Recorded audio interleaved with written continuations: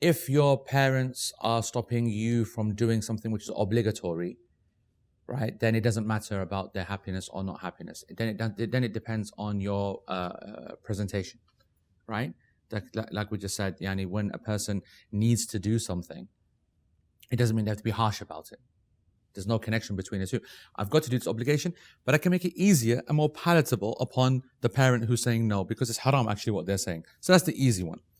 And then the one that you're getting into are those which are more kind of middle of the, the field, where what you're doing is Islamically correct, but they don't want you to do it. And then the ruling on that depends upon the level of Islamic correctness and obligation. So the hadith of Jurayj, for example, this hadith that establishes, and we're going to come to this later, inshallah, which establishes that a person is effectively criticized and censored by Allah subhanahu wa ta'ala because he did not break his nafal prayer to respond to his mother's call, indicates that the prayer is excellent and the mother's call is excellent, the mother's wishes are excellent, but hers were more important. More important than what? Than the prayer. So we understand that if it's got to be more important than the prayer, then it's got to be something quite powerful. And likewise, we use this hadith as our template to recognize that every action that we're thinking about in this kind of question, what do I put first? What do I do first? Then it's always going to be what is more obligatory or more recommended or more important at that time, etc., etc. And just got to trust in Allah subhanahu wa ta'ala. So for example, a class, right? A lot of parents will not want sisters to go to a class because of travel. And the sisters will be like, well, this is a very important class that I've got to go to. And if I don't, then what am I going to do? So at that time, if your parents are putting forward a argument which is Islamically viable, Islamically based, I mean. So for example, they say that this class, I will take you the next time that it comes. I will go with you because I don't want you to go on your own because it's getting dark early and you know what happened here and there, etc., etc. Then it's very difficult to say Islamically that to go to the class is better. I would be upset with a person that would choose. Like, this is entirely reasonable, entirely correct, and they're not doing anything which is actually not even better than what you're doing yourself. Okay, or the parent turned around and said that, you know what, this class is going to be offered online. I spoke to them, whatever, whatnot, and I'd like you to do that. It's in your right to say, yeah, but I'd like the live version because I want to be able to ask questions or whatever. And they'll turn around and say, well, in my opinion, this is going to be. You're not going to miss out materially, and then if you need to go with that opinion. Let's imagine that there was a material difference. So I'm just going through different scenarios. Let's say there was a material difference, that the live version was allowing a certain level of interaction, and maybe there was workshops and whatever. Then it's allowed for you to put that forward and say to your mum, I think that if you look at this and argue with your father in a nice way, put evidence for this, discuss this and whatever, can we come to and that will irritate them, okay, because you didn't obey immediately. And that irritation is something that is based upon a person's skill. They've got to be polite. And if they say no, then in my opinion, in this is a judgment call, I think you go with the parents. What about the parents turn around and say that, no, I don't want you going because, there's enough of this Islam stuff and I'd rather you stay at home on the weekend, whatever. And they force you to go Monday to Friday to work, the same location. They're used to you traveling. Absolutely no problem. They encourage it because of the wage. This is unacceptable. This is unacceptable because this is obligatory knowledge. They're stopping you from it. They're not giving you an alternative. The reasons that they are stopping you have no basis in deen. From a dunya point of view, they want you to go. So you'd be more forceful. You would be more forthright. You would use maybe other means. You'd get other people involved. But you wouldn't turn it into life and death, of course. But you would be Islamically completely safe if by hook or by crook you ended up at that lecture. Even in my opinion, if you were to say, okay, I'm going with my friends then, whatever, and then you use the friends to go with you, I don't think that you've done anything haram. In fact, I think you've done something which is better, and I think that they are in sin for putting person down or away. So it's a case-by-case basis. The example he gave at the end is actually also an interesting but unique situation. The reason I don't think that would apply, that you want to get married to someone, is that requires a legal act. And the legal act is not actually permissible to initiate. But if you were to say, no, what about a version of that where you refused other suitors? So for example, you've seen that person, you know that they're the right person, Your parents don't like them. You know for a fact that they're the best person and that they will come round to that person. And that would be the more correct Islamic thing to do. Then the only Islamic option you have here is to just reject other suitors. You can't go ahead and do the nikah. That's why I want to make it clear. Even if a person thinks that even if a person thinks that this is going to happen anyway, this is the right thing. This is the root to all shar, this approach. At best is you just saying, okay, I'm going to wait, then I'm not, but I'm telling you, you're making a mistake, or you wouldn't even say that if you felt they were going to react badly, and you would just find reasons to not accept other people without making contact or keeping contact, because so many people justify this last one. So many people say to themselves, this is going to be my future. And they, it won't take long. Let's carry on communicating. And they carry on communicating. And then the father turns around at the end of that 2 year or 1 year, or whatever, and says absolutely no. And the key thing here is that your father has the absolute right to say no. This is not about now whether you believe that person is Islamically qualified or not, because it's not just Islam which is to be considered. The hadith of the 4 things upon which a person is married is not just deen. It's made that person be successful who chooses deen and focuses upon deen. If the other 3 were not important, beauty, wealth, and lineage, then the Prophet ﷺ would not have said that they are married for those reasons, right?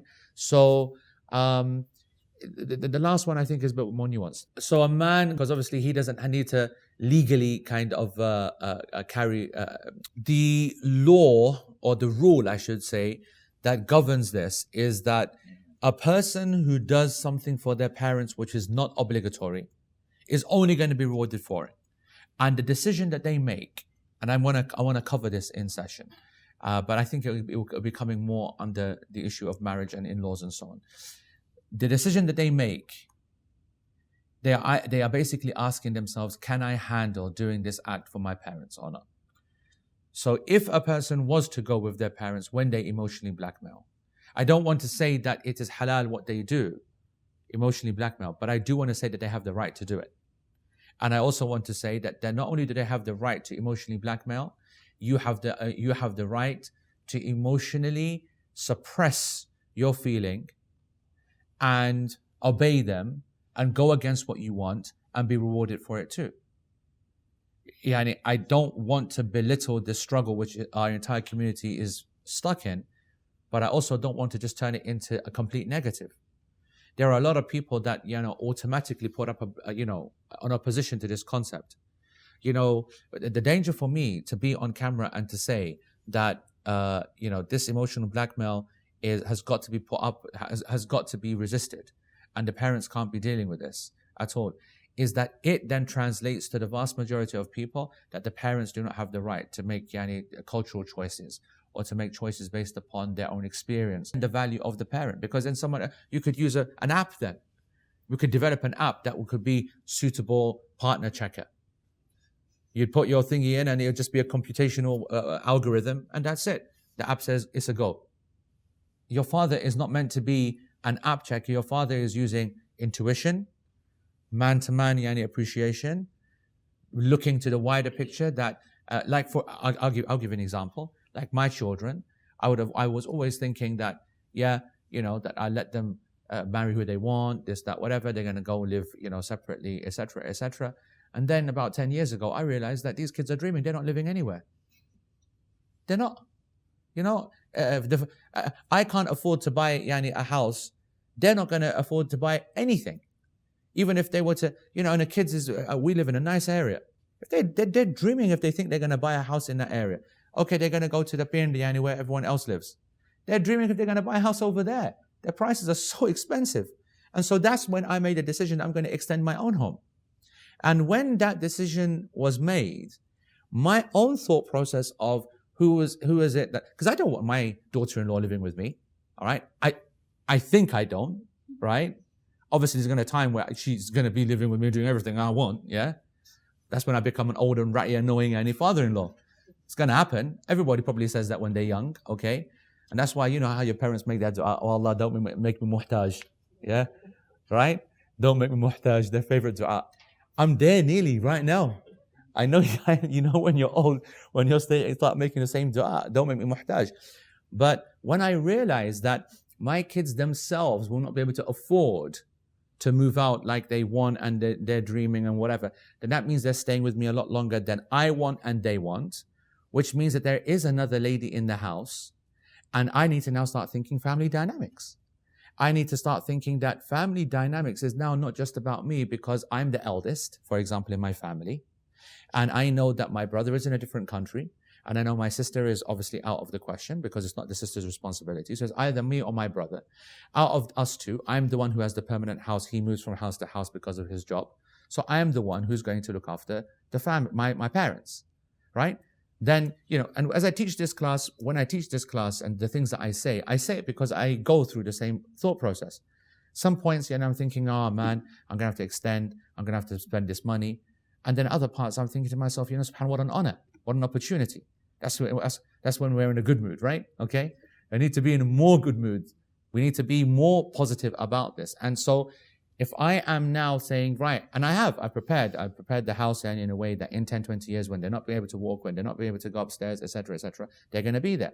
So my dynamic is changing all the time. And so now from you can go and marry whatever you want, convert whatever you want, X, Y, Z, whatever you want, couldn't care less, whatever you want. Now, suddenly, very likely he's going to have to stay with me, live with me, and not just live with me, but live with my parents. And my parents aren't interested in learning a new language now, right? Or learning any new cultures now, or learning how to deal with some snowflake who comes in, with some millennial values or whatever. They're just going to keep it old, raw, and old school.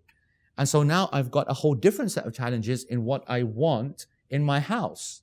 And now I might say to my son, if 3 girls present themselves, I would say, in my opinion, I think this is the one because she speaks my language, because she speaks my father's language, because she gets on with my mum. Nothing even to do with me anymore. So, now that I've seen this, right? I mean, the good thing for me is that when I was studying, I had a teacher at the beginning of my studies that was teaching me this, that I never just read a hadith and just take it into, to apply it, that there's always some other reality behind it. And so for the longest time, I've always been on the side of the father, unless it's very clear that there is a oppression going on, or there's absolutely no reason, or just pure straight out racism, okay? But I know for a fact that many people just play the racism card very easy. Many boys and girls. And why do they play the racism card so easy? Because they're desperate. And why they're desperate? Because they've fallen into a relationship before they took permission first. Most of the people, they make that connection. And this is man and woman. Man and woman, they need all of 10 seconds together to develop a bond. And then they start speaking to one another, communicating with one another, privately communicating with one another. The more that you increase drama and tension and increase solitude, the more you increase sexual tension, excitement, and you create attraction. And once that's created, then, now let me go and speak to my mum. Like after you're flipping besotted with one another and you're in love, and now let me speak to my mum. Let me get permission from my dad. Oh, thank you very much, Yani. Now that you're in love, Yani, let's go and speak to my dad. So, and then dad goes like, no, and always was going to say no. Oh, you're the biggest oppressor on this planet. You're racist. You're X, you're Y. Whereas if they had zero connection with that person, it was just a proposal that was put forward and whatever. Wallah, if they answer like that, wallah, if they are that judgmental, they will hear the response and they'll say, okay, let me look at that. They've got no vested interest in the person who's come forward. They're willing to just treat them like any other person, just upon their characteristics. And they still might not agree, but they won't find such a problem with the decision of the parent. So then, it's only when you start to realize there's a pattern here, these parents are a problem, then absolutely come to me and we will override the parent. We'll take the wilayah, the guardianship from the father, we'll take it upon ourselves. If we see oppression, we see clear racism. So there's always a recourse, but we can't be giving a recourse to people who are doing it wrong in the first place and they're just using us as their kind of, carte blanche, kind of get out of the situation. So when you do say about the son, who doesn't need that permission, a little bit different, okay? He didn't need the legal kind of initiation in the first place. What we do want to say is that still the parents have a right to make a judgment call. And if they say that we don't think this is a good idea, we don't want this person to come, etc., even though legally they can't block you, and you can go ahead, it's your decision whether you want to have the anger of your parents and the lack of blessing that will not be available, whether you want to tolerate that just because of your choice. Are you so confident, would say to this boy, are you so confident that this person is worth it? That this person that you should not be emotionally involved with, because obviously you're not emotionally involved with her, are you? And then the answer comes back, well, yeah, I love her, Baba. Oh, really? Surprise, surprise that you love her. You know what I'm saying? It happens all the time. I've hardly ever heard a complaint from a person who is doing this properly. And the complaints and the difficulties come from the people who have developed the relationship first. But let's just say that he did do it properly. Let's say that he sees his father as a straight out racist.